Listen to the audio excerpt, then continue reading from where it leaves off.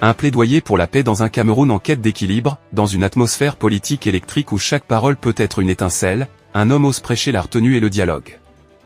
Grégoire Oona, ministre du Travail et de la Sécurité sociale, s'impose comme un fervent défenseur de la non-violence, malgré les turbulences provoquées par les critiques des évêques envers le régime de Paul Biya. Dans ce reportage, nous vous emmenons au cœur des débats, là où la politique se mêle aux questions éthiques et sociales, tout en restant neutre et professionnel, conformément à la déontologie journalistique.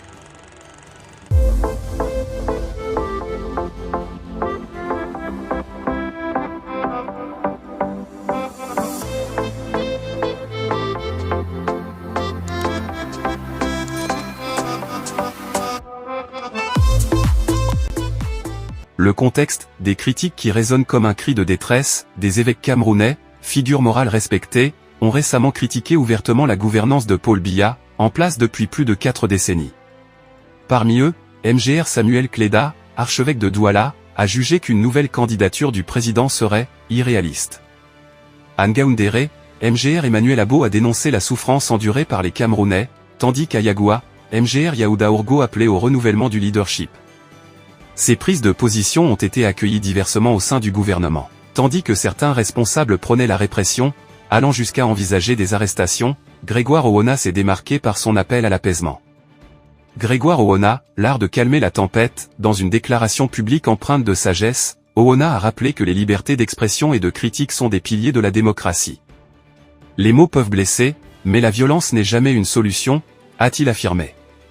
Son message n'a pas manqué de surprendre dans un contexte où la confrontation semblait inévitable. Pour Oona, même les critiques les plus acerbes des évêques doivent être perçues comme des appels au dialogue et non comme des offenses. Ne soyons pas violents envers les évêques, même quand ils font l'apologie du diable, a-t-il déclaré avec une pointe d'ironie qui, dans un proverbe africain, pourrait se traduire par « on ne casse pas le tambour parce que le danseur joue mal ». Un climat tendu, des positions divergentes, si Oona prône le dialogue, d'autres, comme Paul Atanga Nji, ministre de l'administration territoriale, et Ferdinand Ngo, secrétaire général de la présidence, envisagent des sanctions drastiques.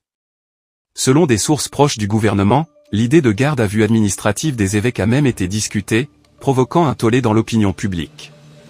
Les critiques ont fusé, accusant certains membres du gouvernement de vouloir museler toute voix discordante. Pourtant, dans cette cacophonie politique, le plaidoyer d'Oona se distingue comme une note d'espoir, rappelant que même dans la discorde, l'entente reste possible.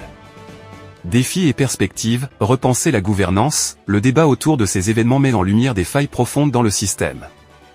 La question n'est pas simplement de savoir qui a raison ou tort, mais comment créer un environnement où chacun peut s'exprimer sans crainte de représailles. Pour Oona, cela passe par une introspection collective. Il a reconnu que le gouvernement a commis des erreurs, oui, des égarements et insuffisances existent, mais cela ne justifie pas la violence. Cette prise de conscience, bien que tardive, pourrait ouvrir la voie à des réformes profondes.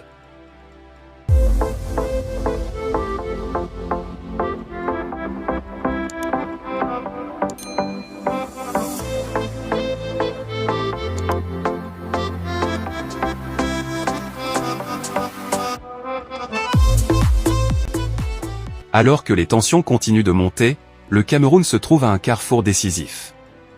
Suivra-t-il la voie de la répression ou celle du dialogue?